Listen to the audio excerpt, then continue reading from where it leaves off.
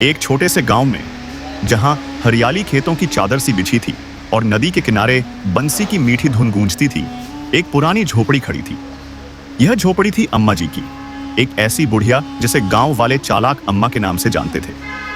अम्मा जी की उम्र थी लगभग 70 साल, पर उनकी आंखें ऐसी चमकती थीं जैसे कोई जवान लड़का, और उनका दिमाग इतना तेज कि गांव के पंडित भी उनके सामने सिर झुका देते।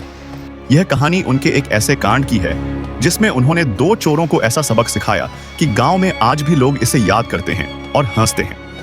कहानी की शुरुआत एक रात, जब चांद बादलों के पीछे छुपा था और गांव में सन्नाटा छाया था, 2 चोर, कल्लू और बल्लू, अम्मा जी के झोपड़े के आसपास छुपकर घूम रहे थे। कल्लू था लंबा, दुबला पतला, एक छोटी सी दाढ़ी वाला, जिसका दिमाग तेज था पर दिल उतना ही डरपोक। उसके काले कपड़े रात के अंधेरे में घुल जाते और उसके हाथ में एक छोटा खंजर हमेशा रहता। बल्लू था मोटा, चौड़ी छाती वाला और अपनी बड़ी सी लाठी को हाथ में घुमाता रहता, जैसे वो उसका गौरव हो। उसके काले कपड़े भी उसके बदन पर छोटे पड़ते और उसका चेहरा हमेशा थोड़ी सी घबराहट दिखाता। दोनों चोरों ने गांव में एक अफवाह सुनी थी कि अम्मा जी के झोपड़े में एक पुराना संदूक है जिसमें सोने के सिक्के और गहने भरे हैं, जो उन्होंने सालों की कमाई से जमा किए। कल्लू ने बल्लू से धीरे से कहा, भाई, ये बुढ़िया अकेली रहती है, इसका कोई सहारा नहीं, आज रात हम उसका खजाना चुरा लेंगे। बल्लू ने अपनी लाठी जोर से जमीन पर ठोकते हुए कहा, ठीक है, पर शोर मत करना, सुना है ये बुढ़िया बड़ी चालाक है। अम्मा जी, जो अपने झोपड़े के अंदर एक छोटे से झरोखे के पास छुपकर सब सुन रही थी, मन ही मन हंस पड़ी। उन्होंने अपने तोते मिट्ठू की तरफ देखा, जो अपने पिंजरे में चुपचाप बैठा था। मिट्ठू एक हरा तोता था, अम्मा जी का वफादार दोस्त, जो उनके एक इशारे पर बोलता या चुप हो जाता। अम्मा जी ने धीरे से पलंग के नीचे छुपने का फैसला किया और अपना पहला प्लान बनाया। चोरों का आना। कल्लू और बल्लू धीरे धीरे झोपड़ी के पुराने दरवाजे तक पहुंचे। दरवाजा इतना कमजोर था कि एक छोटी सी धक्का से खुल गया और एक हल्की सी चीख के साथ वो अंदर घुस आए। झोपड़ी के अंदर अंधेरा छाया था, सिर्फ एक छोटी सी मिट्टी का तेल का दिया एक कोने में जल रहा था, जिसकी रोशनी मुड़ के फर्श पर थोड़ी सी चमक पैदा कर रही थी। दोनों चोरों ने अपने रुमाल से मुंह बांधे थे ताकि अम्मा जी उन्हें न पहचाने। कल्लू ने बल्लू से फुसफुसाकर कहा, तू संदूक ढूंढ, मैं बुढ़िया को देखता हूं। बल्लू ने अपनी लाठी एक हाथ में संभाली और झोपड़ी के एक कोने की तरफ बढ़ा, जहां एक पुराना संदूक रखा था। संदूक के ऊपर एक बड़ा सा ताला लगा था, पर बल्लू के पास एक छोटा सा लोहे का औजार था जिससे वो ताला तोड़ सकता था। उसने औजार निकाला और धीरे धीरे ताला खोलने लगा। उसकी सांसें तेज चल रही थी। कल्लू, जो अम्मा जी को ढूंढ रहा था, पलंग के पास गया। पलंग एक सादा सी चारपाई थी जिसमें एक पतली सी गद्दा और एक पुरानी चादर थी। उसने देखा कि पलंग खाली था, पर तभी एक अजीब सी आवाज सुनाई दी। कौन है, कौन है? ये मिट्ठू था, जो अपने पिंजरे में बैठा था और अम्मा जी के इशारे पर बोल रहा था। कल्लू एकदम से घबरा गया। उसने अपना खंजर टाइट पकड़ा और फुसफुसाकर बोला, ये तोता बोल रहा है, बुढ़िया कहाँ गई? उसने बल्लू की तरफ देखा, जो संदूक के ताले पर काम कर रहा था। तभी अम्मा जी ने अपनी पहली चाल चली। अम्मा जी की पहली चाल, अम्मा जी, जो पलंग के नीचे छुपी थी, ने धीरे से एक पुराना लोहे का लोटा उठाया जो उनके पास रखा था। उन्होंने उसे झोपड़ी के दूसरे कोने में जोर से फेंक दिया। लोटा जमीन पर गिरा और एक जोर की खन खन की आवाज हुई, जैसे कोई भारी चीज गिरी हो। बल्लू, जो ताला तोड़ रहा था, रुक गया और डर से उसका औजार हाथ से गिर पड़ा। उसने कल्लू की तरफ देखा और बोला, ये क्या था? कोई है यहाँ? कल्लू ने अपना खंजर ऊंचा उठाया और बोला, शायद बुढ़िया छुप रही है, तू ताला तोड़, मैं देखता हूं।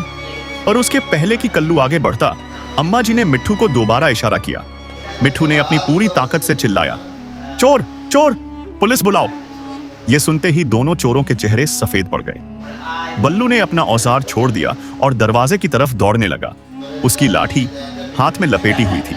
कल्लू ने उसका हाथ पकड़ा और कहा, रुक, ये सिर्फ एक तोता है, संदूक खोलते हैं। पर अम्मा जी का अगला प्लान तैयार था। अम्मा जी की दूसरी चाल। अम्मा जी ने पलंग के नीचे से एक छोटा सा पुराना ढोलक उठाया जो उनके बाबा के जमाने का था। उन्होंने उसे धीरे धीरे बजाया। ऐसा लगा जैसे कोई बाहर से आ रहा हो, जूतों की थपथप की आवाज के साथ ही उन्होंने अपनी आवाज को बदलकर एक गहरी मर्दाना आवाज में चिल्लाया, कौन है अंदर? अभी गांव वालों को लेकर आता हूं। कल्लू और बल्लू के होश उड़ गए। बल्लू ने संदूक छोड़ दिया और बोला, कल्लू, अब तो हम गए, ये बुढ़िया अकेली नहीं है। कल्लू ने उसे थामा और कहा, रुक, ये उसकी चाल है, वो अकेली है, मैंने पलंग देखा। पर तभी अम्मा जी ने अपनी तीसरी और सबसे बड़ी चाल चली, तेल का हंगामा।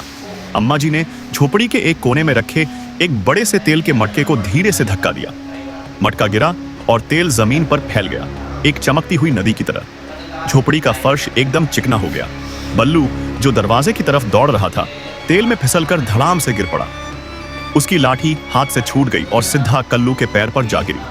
कल्लू चीख उठा, अरे ये क्या हो रहा है? और वो भी तेल में फिसलकर गिर पड़ा। उसका खंजर दूर जा गिरा। अब दोनों चोर तेल में लौटपोट हो रहे थे, एक दूसरे पर गिरते और फिसलते। अम्मा जी ने यह मौका देखा और पलंग के नीचे से निकल आई। उन्होंने अपनी पुरानी छड़ी उठाई और जोर से चिल्लाई, अब तुम दोनों चोरों की खैर नहीं, गांव वाले आ रहे हैं। मिट्ठू भी पूरा साथ दे रहा था। चोर चोर पकड़ो, चोरों का अंत। अम्मा जी ने झोपड़ी का दरवाजा पूरा खोल दिया और जोर जोर से चिल्लाई, बचाओ, चोर आए हैं। उनकी आवाज गांव के सन्नाटे में गूंज गई। कुछ गांव वाले जो नदी के किनारे रात में बैठकर गपशप कर रहे थे, ये आवाज सुनते ही दौड़ पड़े। उनके हाथ में लालटेन और डंडे थे और वो अम्मा जी के झोपड़े के आंगन में पहुंच गए। जब गांव वालों ने देखा कि कल्लू और बल्लू तेल में सरका सरका कर एक दूसरे पर गिरे हैं, वो जोर जोर से हंसने लगे। एक बुढ़िया ने कहा, अरे ये तो अम्मा जी का जादू है। गांव वालों ने दोनों चोरों को पकड़ लिया, उनके हाथ रस्सी से बांधे और उन्हें गांव के चौधरी के पास ले गए। कल्लू और बल्लू गिड़गिड़ाने लगे, अम्मा जी हमें माफ कर दो, हम बस खजाने के लिए आए थे। अम्मा जी ने अपनी छड़ी जमीन पर ठोकते हुए कहा, खजाना? मेरा खजाना तो मेरा दिमाग है और वो तुम जैसे चोर कभी नहीं चुरा सकते। सच का खुलासा अम्मा जी ने गांव वालों के सामने अपना संदूक खोला। सब सोच रहे थे कि इसमें सोने चांदी के गहने होंगे, पर संदूक में सिर्फ पुराने कपड़े, एक दो पुरानी तस्वीरें और कुछ छोटे छोटे यादों के निशान थे। अम्मा जी ने मुस्कुराकर बताया, ये खजाने वाली बात मैंने खुद फैलाई थी ताकि ऐसे चोर मेरे जाल में फंसे। गांव वाले अम्मा जी की चालाकी देखकर दंग रह गए और फिर जोर जोर से तालियां बजाकर उनकी तारीफ करने लगे।